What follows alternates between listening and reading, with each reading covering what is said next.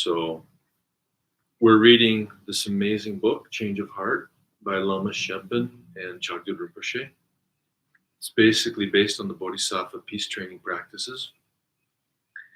And we are in the third chapter on equanimity.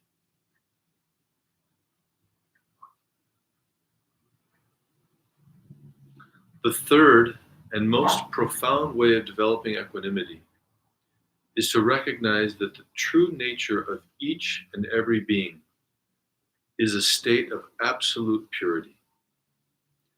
Ideas of self and other, good and bad, what we like and don't like, these are all concepts of the ordinary mind. They arise from the dualistic process of differentiating, judging, labeling, fixating on labels, and investing artificial distinctions with truth. I need to make a comment here. Some translations, ordinary mind is the nature of mind, the uncontrived essence of mind. Especially, I think, in many Chagdud texts, they translate ordinary mind as the nature of mind. In the Chagdud Gonpa text, and I think most of the Nyingma texts, we call ordinary mind the confused dualistic mind. So that can create some confusion when you're reading texts from different lineages. And maybe at some point they'll straighten that out. So in this case, the ordinary mind is the confused dualistic mind.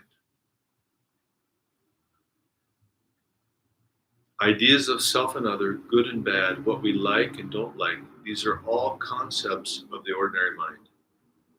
They arise from the dualistic process of differentiating, judging, labeling, then fixating on those labels, and investing artificial distinctions with truth. Reminds me of a story I heard.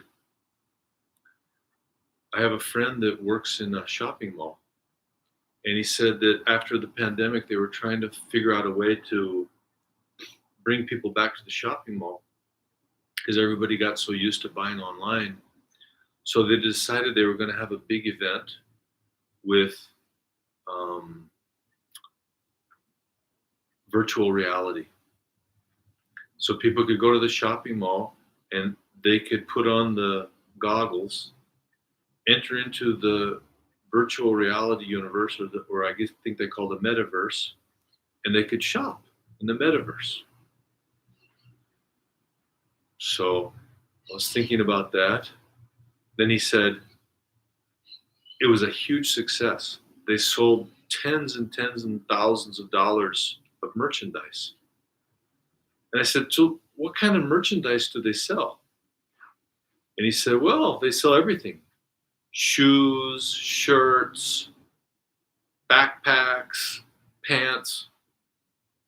And I said, but can you wear them? He said, no, only in the metaverse. And he said, what sold the most was designer shirts. So already the shirt doesn't exactly exist. But then it has a designer label on something that already doesn't exist. However, it's very similar to this world. We can't completely say it doesn't exist, because there is something there inside this virtual universe that looks like a shirt, although you can't touch it with your physical hands, you can't feel it. But there's something there that appears. And also, we can put a designer label on it, Adidas, Nike. So already the very first imputation is confused. But then we impute more levels of confusion on top of the original confusion. The original confusion being that we take that as something real and intrinsically existent. Then after we make the first confusion, we start to label it, brand it, Then we say, oh, this is an expensive brand, it's good. Well, that doesn't have any brand at all, that's bad. And then we create more and more levels, myriad levels of confusion on top of that. Somebody stole my designer shirt, I'm going to go to the police.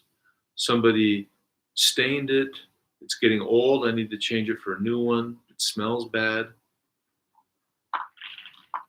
So the original mistake is to take things as being real. We don't deny that they appear. That's such an important point. As Buddhists, they appear, absolutely. But we can't cling to them as something solid and real. That's when the suffering starts. And then, just like this reality, in the virtual reality universe, our mind is extremely influential. Through repetition, we create habits of the mind. So every time we go into the virtual reality universe and we think things are good and bad, beautiful and ugly, we like this, we don't like that, we want to hold on to this, we want to get away from that to impress our friends, to get more followers. That reality is going to become more and more dense in the minds of the people that go there.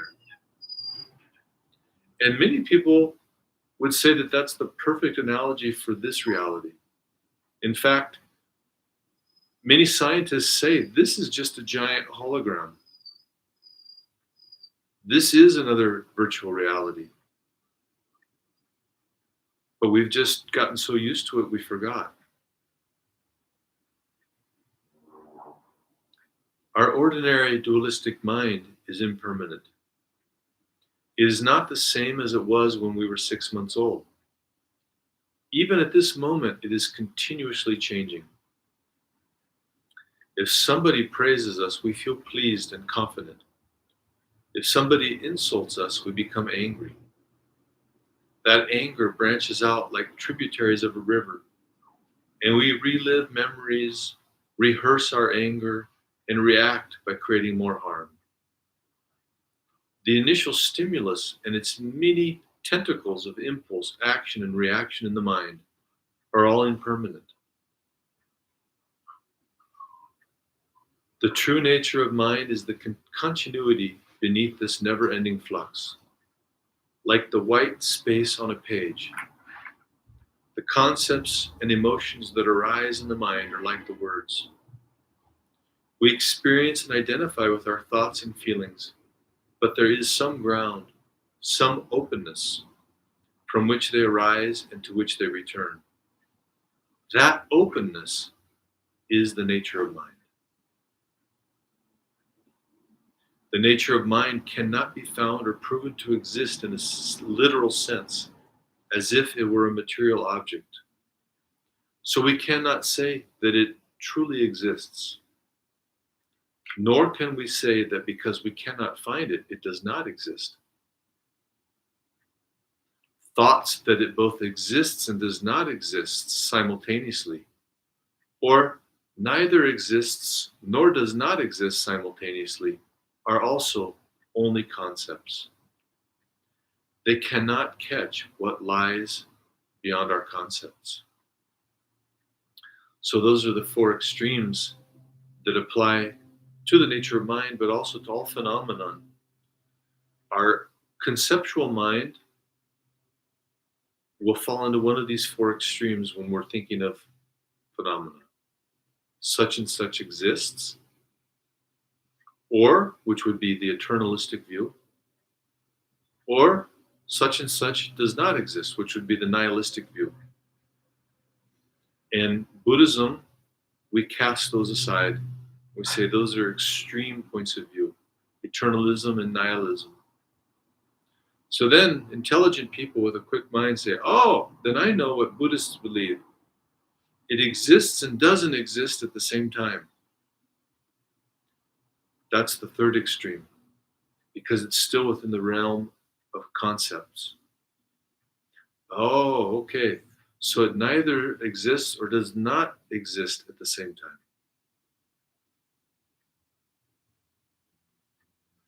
Again, that's the fourth extreme. And actually, this is a mental exercise that can go on and on and on to 16 extremes, 32 extremes, 64 extremes, basically until you get the idea that the idea is to go beyond concepts. Tayata, Om, Gate, Gate, Paragate, Parasamgate, Bodhisoha.